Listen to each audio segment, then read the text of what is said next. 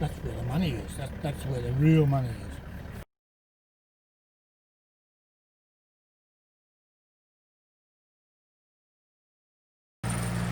So here we are, nearly 7 o'clock.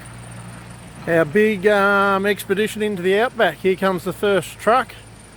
We'll see how this goes over the future. We're only sending one truck at the moment.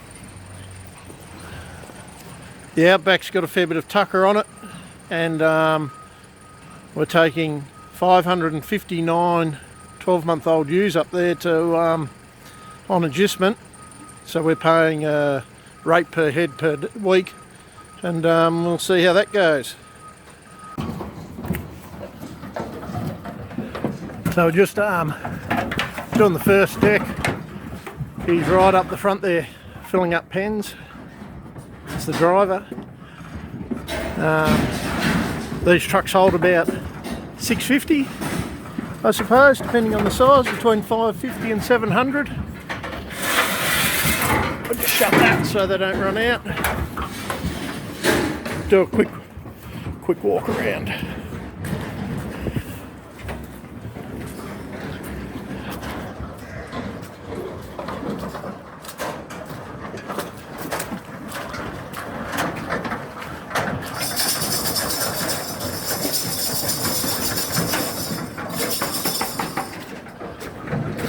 So, heap of individual pens on the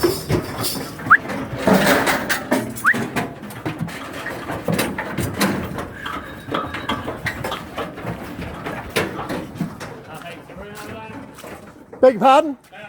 Yeah, they look alright. Well, yeah, heaps of room in there. Yeah, yep. No, that'd be good. Put some up on the top there. Yep.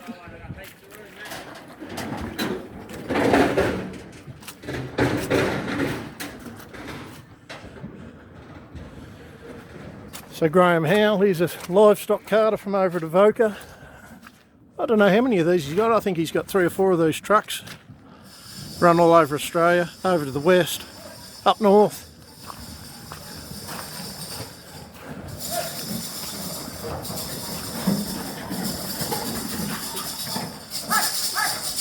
So this is what we call in Australia B-double. So we have a short trailer here, just a short trailer there, 4 decks high, on a triaxle, and then a 40-foot trailer behind that. I'll get a bit more footage when the sun's up maybe. So folks, we got here last night to a place called Nyngan, which we've just driven out of town. It's just behind us. What did we do? We did, a bit hard to see that, 931 k's. So we're just heading out to the farm now, where the sheep got dropped off. They were dropped off last night at about 8 o'clock. And we'll go and meet the farmer and say good morning to him. Yeah, so that's the plan. Nice and green out here. This is Nyngan's right on the edge of the wheat belt in New South Wales, on the western edge of the wheat belt. Pretty marginal, boom or bust country. When it's good, it's really good. When it's bad, you get absolutely zero. So hopefully this year it's good for them, because they've had 3 years of zero. Anyway, we'll talk to you in a few. Righto, we're getting out the bush now, guys. Look at this dirt road. We're out in the cattle pit country now too. So this is not wheat belt country here. In the far western edges of the wheat belt, they chase the sand ground, the sandy rises, because it has a better water use efficiency in dry years. This country out here is heavy, self-mulching ground, and you can't crop it. You'd never get enough moisture on it to finish off crops. You'd need really good years. So it's better off just left alone. So this is what we call station country out here, where low input or no input, and I don't know if I should have taken that turn or not, I can't remember. Yeah, no inputs, and what grows grows, and a light stocking rate. Yeah, we'll keep going this direction, I reckon. Looks like the right direction, sort of northeast. We've got to head northeast, so this is the way we'll go. So out here we have cattle grids. Because it's such big acreage out here, you know, you'll have one side of the road fenced, which you won't be able to see. That about 200 metres off the edge of the road's fenced. This side's not fenced. So the roads just go through the middle of the paddocks. So you got to watch for stock on the road, and then where the fences or the boundary fences between stations across the road, they have a cattle grid, and that just stops the stock crossing over there.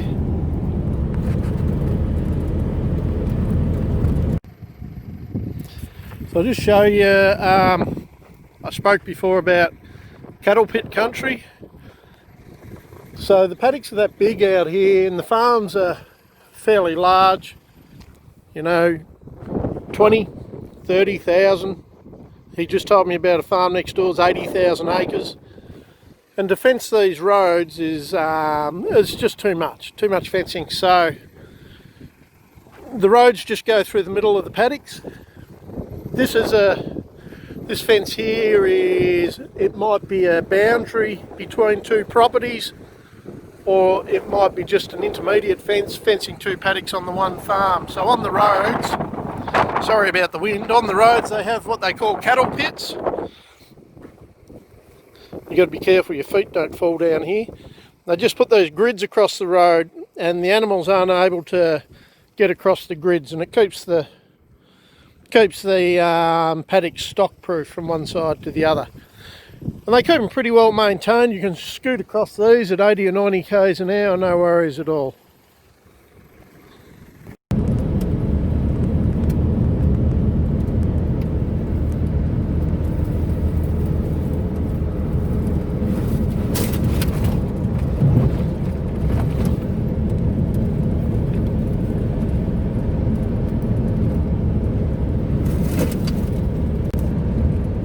So I think we're getting close. I think this might be the turn off. Hang on, we'll have a quick look here. Have a quick look. Yep, here we are. You can see the truck's been in here last night. You can see where he's dug it up. So we're heading here about, I think the house is about 5 or 6 k's in this direction. This is their front driveway. And he said he had some feed. Well, my God, he's got some bloody feed. That is unbelievable.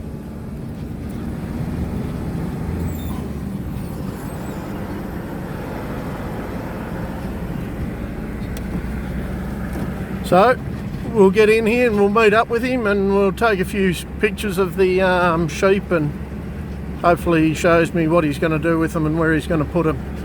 Talk to you in a few. Yeah, yep.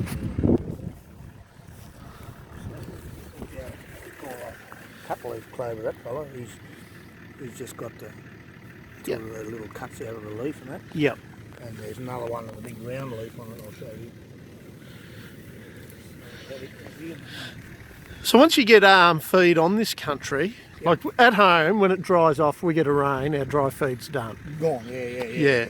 Well, that's not the case here. So It will hang on. Yeah. Not so much for crow's foot. It'll go down and it'll just sort of disappear. Yeah. But everything else is all right. You know, it'll stay on. The clover stays there. It seeds and all. The adult sheep love the clover seed. Yeah. Into the shed, they got pretty slippery. They were Going arse up. Yeah. bringing it off with them, but anyway. Yeah. No, they ran off beautifully. Just single file and away they went. They're used to trucks, because our farms spread out. Wool's a bit of a luxury. So, Yep, that's right. whereas everyone's going to need their meat, aren't they? Yeah. And that surplus sheep market, I mean, that's where the money is. That's where the real money is.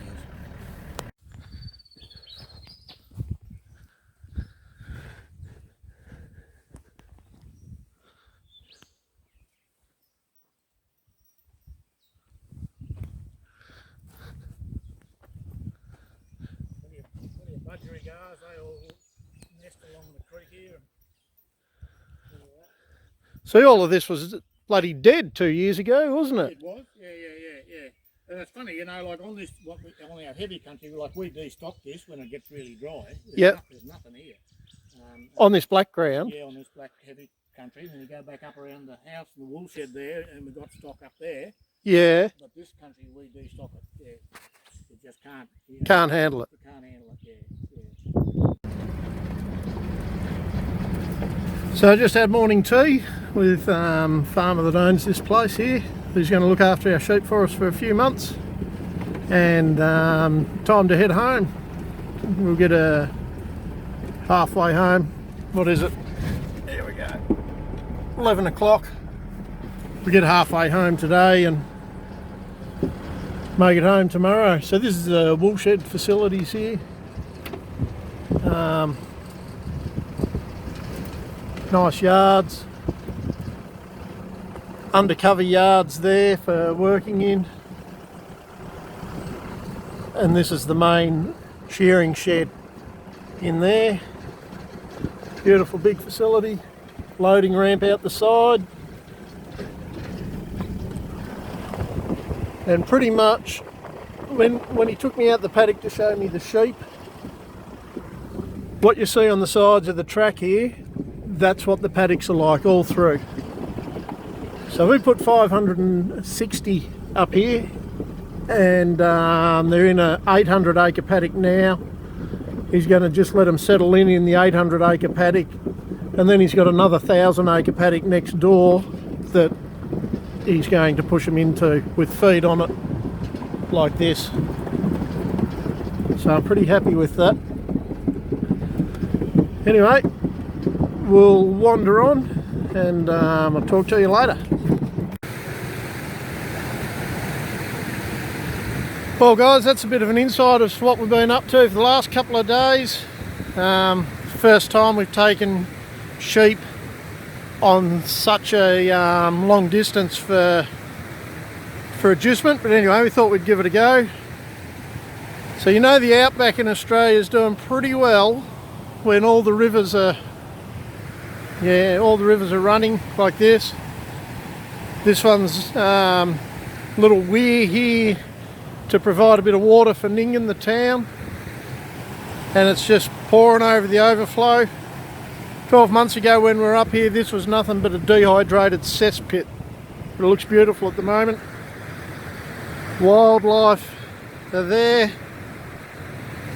So anyway, hope there was some interest there of what you saw, and hit the like and subscribe, leave a comment. I've left a fair few smart ass comments for people over the years, so it might be my turn to get a few smart ass comments back, I suppose.